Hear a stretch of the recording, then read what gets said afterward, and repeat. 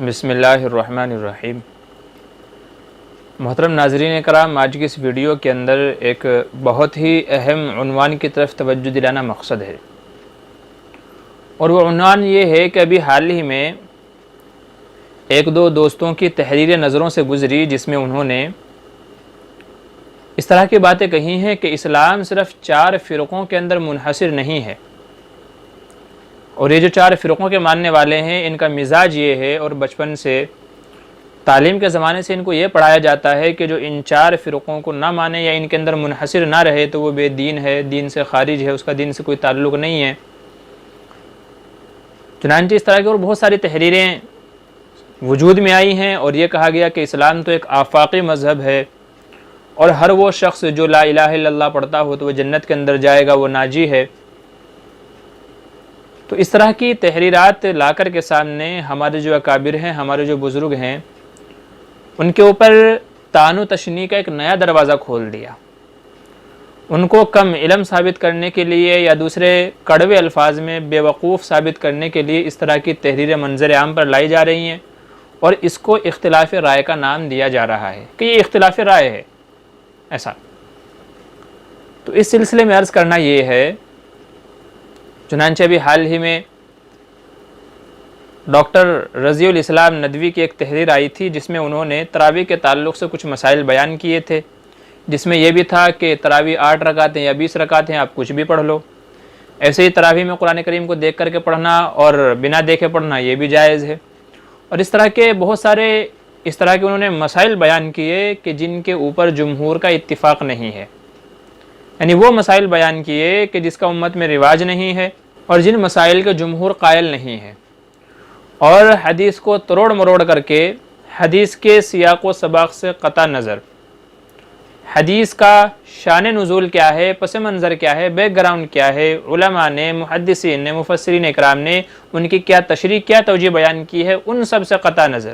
صرف حدیث کے ظاہری الفاظ سے استدلال کر ڈالا کہ حدیث میں ایسا ہے تو یہ عمل جائز ہے، حدیث میں ایسا ہے تو وہ بھی عمل جائز ہے، قطع نظر اس سے کہ وہ عمل مخصوص تھا، وہ حضور کی خصوصیت تھی، یا وہ عمل کیوں کیا گیا تھا، اس کی وجہ کیا تھی، اہل علم کا اس پر عمل ہے بھی کہ نہیں ہے، اتفاق ہے بھی کہ نہیں ہے، اور کیا ہم اس مخصوص عمل کو عام حالات میں دلیل بنا سکتے ہیں یا نہیں۔ ان تمام باتوں سے قطع نظر بس حدیث کے ظاہری الفاظ سے استدلال کر کے اپنے دعوے کو ثابت کرنے کی کوشش کی گئی۔ علماء نے ان کا تعاقب کیا اور ان کے جوابات دیے گئے، اور ان کو بتایا گیا کہ آپ کی یہ تحریریں معتبر نہیں ہیں، اس لیے کہ جمہور علماء سے ہٹ کر ہے۔ جمہور علماء کا موقف، ان کے دلائل، ان کی باتیں، ان کے مسائل الگ ہیں، لہٰذا اس طرح کے مسائل امت کے اندر نہ پھیلائیں کہ جو انتشار کا سبب بنے، یا جو جمہور کے مسائل سے موقف سے ہٹ کر کے ہو، بلکہ عوام میں وہی مسائل بتائیں کہ جو جمہور کے مطابق ہو، یا تو پھر ساتھ میں وضاحت کریں کہ یہ مسائل فلاں طبقے کے لوگوں کے لیے ہیں جو اس طرح کے مسائل کو مانتے ہیں، عمومی طور پر ان کو بیان نہ کریں۔ ان کی یہ تحریر آئی، اس پر بعض ساتھیوں نے یہ کہا کہ انہوں نے جو باتیں کہی ہیں بے لاگ لپیٹ بہت اچھی بات کہی ہے، اور انہوں نے یہ کہا ہے کہ دین کے اوپر کسی ایک آدمی کی اجارہ داری نہیں ہے، ٹھیکے داری نہیں ہے، اور ایسے ہی میں تو کوئی بھی مسئلہ ہو تو اس کو قرآن و حدیث پر پرکھتا ہوں، اور پھر جو بھی مجھے اس کا حکم نظر آتا ہے، جو بھی مجھے صحیح لگتا ہے، میں وہ مسئلہ بتا دیتا ہوں۔ تو اس پر بعض ساتھیوں نے ان کی تعریف کی کہ بڑی اچھی باتیں کہی ہیں، اور اسلام تو صرف ایک ہی مذہب ہے، اور لوگوں نے اس کو 4 الگ الگ اس میں بانٹ لیا ہے، پھر ان 4 میں سے بھی الگ الگ بہت سارے فرقے ہو گئے ہیں، تو ایسا نہیں ہے، دین صرف ایک ہی ہے۔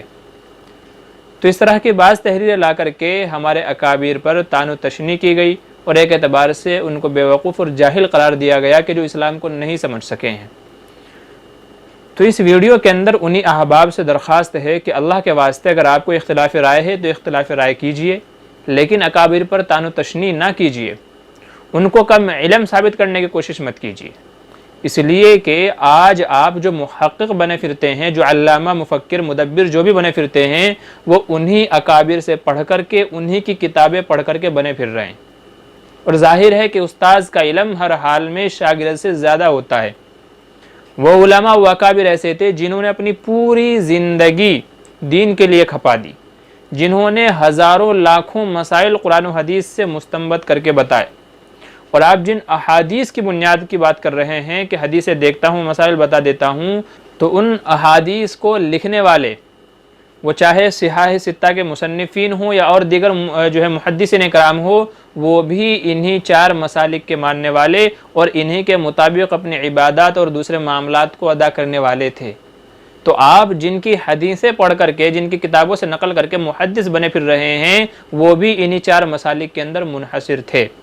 اور علماء کا اس بات پر اتفاق ہے کہ اگر آپ کو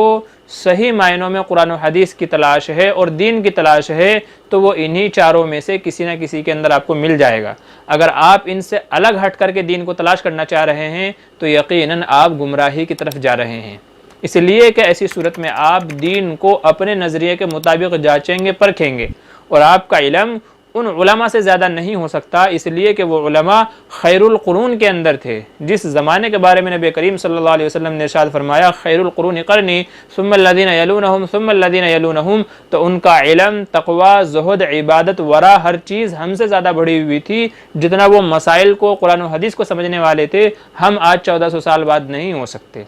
لہٰذا اگر آپ اپنے اعتبار سے قرآن و حدیث کو سمجھنے کی کوشش کریں گے تو یقیناً آپ غلطی کی طرف چلے جائیں گے، اور کتنے ہی علماء اپنے علم کے زعم میں غلط راہ پر چلے گئے ہیں۔ مثالیں ہمارے سامنے موجود ہیں کہ اپنے علم کے گھمنڈ میں، زعم میں کہ میں تو جانتا ہوں قرآن و حدیث کو، غلط راستے پر چلے گئے، گمراہی کی طرف چلے گئے، اور ایسے ایسے مسائل بتا ڈالے جن کا قرآن و حدیث سے دور دور تک تعلق نہیں ہے۔ جو صحابہ کی شان میں گستاخی ہوتا ہے، جو انبیاء کی شان میں گستاخی ہوتا ہے، ایسے ایسے مسائل، ایسے ایسے اقوال، ایسی ایسی تحریریں، ایسی ایسی تفسیریں نقل کر ڈالی ہیں، لکھ ڈالی ہیں۔ نیز اس کا ایک نقصان یہ ہوگا کہ اگر آپ ہی کی طرح ہر کوئی قرآن و حدیث کو سمجھ کر کے مسئلے مسائل بتانے لگے تو دین چوں چوں کا مربع بن جائے گا۔ مجھے جو سمجھ میں آیا میں نے وہ مسئلہ بتا دیا، آپ کو جو سمجھ میں آیا آپ نے وہ مسئلہ بتا دیا، تیسرے کو جو سمجھ میں آیا اس نے وہ مسئلہ بتا دیا۔ تو ہر کوئی اپنی اپنی سمجھ کے مطابق عمل کرے گا، مسئلے بتائے گا۔ دین اپنی خواہشات پر، ہوائے نفس پر عمل کرنے کا نام نہیں ہے، بلکہ قرآن و حدیث کا نچوڑ، قرآن و حدیث میں بھی ناسخ کون ہے، منسوخ کون ہے، کون صحیح ہے، کون ضعیف ہے، کون موضوع ہے، کون سنت ہے، کون سنت سے ہٹ کر ہے، یہ وہ تمام چیزیں ہیں کہ جس کو آدمی اتنی جلدی نہیں جان سکتا جب تک کہ تمام احادیث، تمام اعمال و اقوال پر آپ کی دسترس نہ ہو۔ اور میں دعوے کے ساتھ کہتا ہوں کہ اس طرح کے جو مفکر مدبر بنے پھرتے ہیں وہ ایک حدیث، صرف ایک حدیث بھی نبی کریم صلی اللہ علیہ وسلم تک سلسلے کے ساتھ نہیں سنا سکتے، ایک حدیث بھی نہیں سنا سکتے، دعوے کے ساتھ میں کہتا ہوں انشاءاللہ۔ اور بنے پھرتے ہیں محقق مدبر، کہتے ہیں ہم حدیثوں کو دیکھتے ہیں، یوں کرتے ہیں اور فتویٰ دے دیتے ہیں، مسئلے مسائل بتا دیتے ہیں۔ تو جن کو اپنی سند حدیث تک کی خبر نہیں ہے کہ حضور تک کی میری سند کس سے ہے، میں نے کس سے پڑھا، اس نے کس سے پڑھا، اس نے کس سے پڑھا، اس نے کس سے پڑھا، وہ مسئلے مسائل بتانے چلے ہیں، وہ قرآن و حدیث کی تفسیر کرنے چلے ہیں، بتائیے۔ تو اس لیے اللہ کے واسطے آپ سے گزارش ہے، اگر آپ کو اختلاف رائے رکھنا ہے تو بس صرف اس کو اپنے تک ہی رکھیے، آپ کو جیسا عمل کرنا ہے آپ خود کیجئے، لیکن امت میں اس کو شائع مت کیجئے، امت میں نشر مت کیجئے، اس لیے کہ آپ غلط کریں گے تو اس کا گناہ صرف آپ ہی کو ملے گا، لیکن اگر آپ کی وجہ سے کسی نے غلط عمل کر لیا تو تا قیامت جب تک کہ وہ غلط عمل کرتا رہے گا اس کا وبال بھی اسی کے اوپر لگا رہے گا۔ اس لیے جمہور کا جو موقف ہے لوگوں کو اسی کے مطابق عمل کرنے دیجئے۔ نبی کریم صلی اللہ علیہ وسلم کا فرمان ہے اتبعوا السواد الاعظم، اور سواد اعظم اس زمانے کے اندر، اس دور کے اندر آپ بڑے بڑے علماء مفسرین اکرام کے اقوال اٹھا کر کے دیکھ لیجئے، یہی 4 مذاہب کے ماننے والے ہیں، اور یہ 4 مذاہب کے ماننے والے کوئی الگ فرقے نہیں ہیں بلکہ قرآن و حدیث کا نچوڑ ہی ہے، یہ تمام کے تمام قرآن و حدیث سے ہی نکلے ہیں۔ مفتی سعید صاحب پالنپوری دامت برکاتہم، ہم نے خود زمانہ طالب علمی سے طالب علمی میں ان سے یہ سنا کہ جو 4 مسلک وجود کے اندر آئے ہیں یہ کوئی قرآن و حدیث سے ہٹ کر نہیں ہیں، یہ ایک دوسرے کے مخالف نہیں ہیں، بلکہ ایسا ہے جیسے کہ چیز ایک ہو اس کو الگ الگ نام سے پکارا جائے۔ جیسے انگور ہے اسے انگور بھی کہتے ہیں، اسے گریپس بھی کہتے ہیں، اسے عنب بھی کہتے ہیں، اور دوسری زبان میں کچھ اور بھی کہتے ہیں، چیز ایک ہی ہے لیکن طریقے الگ الگ ہیں۔ اور یہ 4 مذہب کیوں وجود کے اندر آئے تو اس کی وجہ علماء نے بیان کی ہے تاکہ نبی کریم صلی اللہ علیہ وسلم کی کوئی سنت، کوئی حدیث باقی نہ رہ جائے جس پر عمل نہ ہو سکے،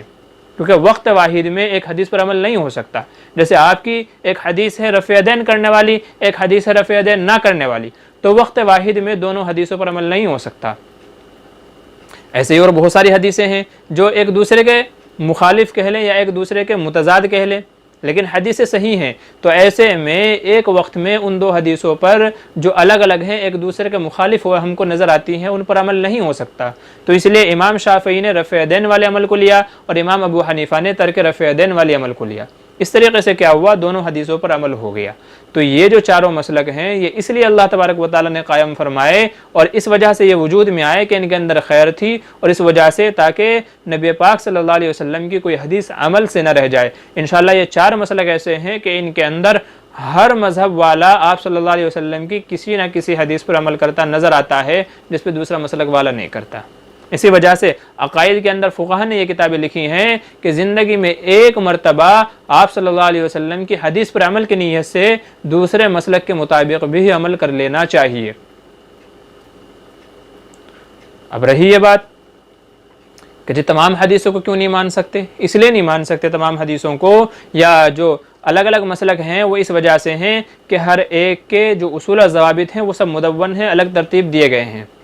اگر یہ کہا جائے کہ جس پر آدمی کا دل چاہے عمل کر لے تو اس سے طبیعتوں کے اندر سستی پیدا ہو جائے گی، مجھے جو آسان لگے گا، جو اچھا لگے گا میں وہ کروں گا، تو اس چیز سے منع کیا گیا کہ دین تمہاری آسان نفسی کے لیے نہیں ہے جو تمہیں آسان لگے، جو تمہیں اچھا لگے، بلکہ اگر آپ کو فالو کرنا ہے تو کسی ایک طریقے کو فالو کیجئے، اس لیے کہ اس کے اندر کامیابی ہے، ورنہ آدھا تیتر آدھا بٹیر ہو کر کے رہ جائے گا۔ کبھی آدمی ادھر بھاگے گا اور جو ہے کبھی ادھر بھاگے گا، کبھی ادھر کبھی ادھر، تو پوری زندگی اس کی اسی طریقے کے اندر گزر جائے گی۔ اس لیے کہا کہ یہ بھی قرآن و حدیث سے نکلا ہوا راستہ ہے، یہ بھی قرآن و حدیث سے نکلا ہوا راستہ ہے، یہ بھی قرآن و حدیث سے نکلا ہوا راستہ ہے۔ آپ کسی ایک کو فالو کیجئے تو انشاءاللہ آپ قرآن و حدیث کو فالو کرنے والے ہی سمجھے جائیں گے۔ تو اس وجہ سے یہ چاروں مسلک وجود کے اندر آئے، اور اس وجہ سے فقہاء فرماتے ہیں کہ کسی ایک کو فالو کر لے تو انشاءاللہ اس کی پوری زندگی قرآن و حدیث کے مطابق ہی سمجھی جائے گی۔ لہٰذا وہ ہمارے اکابر ہیں، فقہا ہیں، علماء ہیں، دین کو ہم سے بہتر، ہم سے زیادہ سمجھنے والے ہیں، اس لیے ان پر طعن و تشنیع نہ کی جائے، ان کو کم علم یا بیوقوف ثابت کرنے کی کوشش نہ کی جائے۔ اگر آپ کو غلط راستہ اپنانا ہے یا دوسرا طریقہ اپنانا ہے، اختلاف رائے کرنا ہے تو کیجئے، لیکن صرف اپنی ذات تک اکابر اور بزرگوں پر کیچڑ اچھالنے کی کوشش مت کیجئے۔ اسلام کو اتنا بھی آفاقی مت بنائیے، اسلام کے اندر اتنی بھی وسعت پیدا نہ کیجئے کہ آدمی خود ہی اسلام کے دائرے سے باہر نکل جائے، جس کے جو من میں آئے وہ کرے۔ کیونکہ حدیث میں آپ صلی اللہ علیہ وسلم نے ارشاد فرمایا کہ جس نے دین کے بارے میں ایسی بات پیدا کی جس کا مجھ سے تعلق نہیں ہے تو وہ اپنا ٹھکانہ جہنم میں بنا لے۔ ایسے ہی فرمایا کہ جس نے قرآن اور تفسیر کے اندر اپنی طرف سے کوئی بات کہی تو اس کا ٹھکانہ بھی جہنم ہے۔ اس لیے مجھے جو اچھا لگے گا میں کروں گا، اس کو جو اچھا لگے گا وہ کرے گا، تو یہ سوائے ضلالت و گمراہی کی طرف راستہ دکھانے کے اور کچھ نہیں ہے۔ اس لیے گزارش یہ ہے کہ اختلاف کے بھی آداب ہوا کرتے ہیں، ان آداب کو ذہن میں رکھتے ہوئے آپ اختلاف رائے کر سکتے ہیں، لیکن اسی حد تک کہ جہاں بزرگوں کی شان کے اندر گستاخی، طعن و تشنیع اور طنز نہ ہوتا ہو اور لوگوں کو غلط راستے کی طرف یا جمہور کا جو مسئلہ ہے اس سے ہٹ کر کے دوسرے راستے کی طرف لے جایا نہ جا رہا ہو۔ بس یہی باتیں عرض کرنی تھی۔ اللہ تعالیٰ سے دعا ہے کہ اللہ تبارک و تعالیٰ کہنے سننے زیادہ عمل کی توفیق نصیب فرمائے، آمین ثم آمین۔ ہمارا ایک چینل ہے کچھ فقہی مسائل کے نام سے، آپ مفتی مامور بدر یہ آپ یوٹیوب پہ سرچ کریں گے تو ہمارا چینل آپ کے سامنے آ جائے گا۔ تو مسئلے مسائل دین سے متعلق ریلیٹڈ جو بھی باتیں ہیں تو وہ سب آپ یہاں دیکھ سکتے ہیں۔ تو چینل کو اگر آپ سبسکرائب کر لیں گے تو نئی نئی ویڈیوز جو بھی ہیں مسئلے مسائل ہیں اور دوسری چیزیں ہیں وہ آپ کو روزانہ دکھائی دیں گی۔